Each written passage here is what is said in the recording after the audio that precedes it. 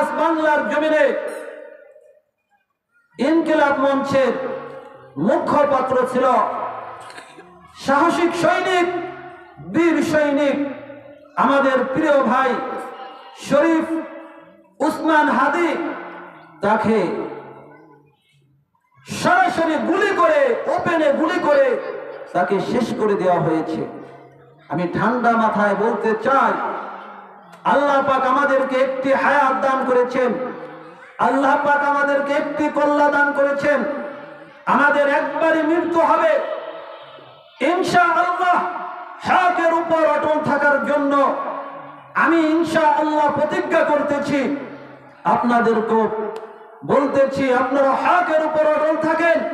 দুনিয়ায় আপনি অন্যায়ের পক্ষ দিয়ে যদি দুনিয়ায় কিছু অর্থ সংগ্রহ করেন, আপনি তো ওই টাকা কবরে নিয়ে যাইতে পারবেন না। পারবেন মুরব্বীরা? কারণ আপনার রিজিকি যা আছে সেইটাই আপনি বক্ষণ করতে পারবেন, তার থেকে একটা বেশি রিজিক আপনি বক্ষণ করতে পারবেন না। এই টাকা কোথায় নিয়ে যাবেন? হারাম ভাবে কামাই করে। সেই জন্য হকের পক্ষে, বাতিলের বিরুদ্ধে কথা বলার জন্য আমাদের তৈরি হতে হবে। বাংলার জমিনের এই অবস্থা এমন থাকবে না ইনশাআল্লাহ।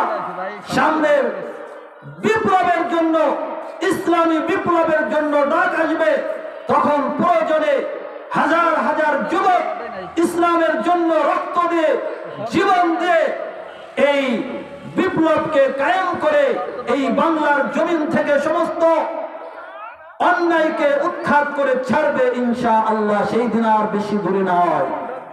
সেজন্য আমি বলছি, সকলে হকের পক্ষে থাকেন, বাতিলের বিরুদ্ধে বলেন।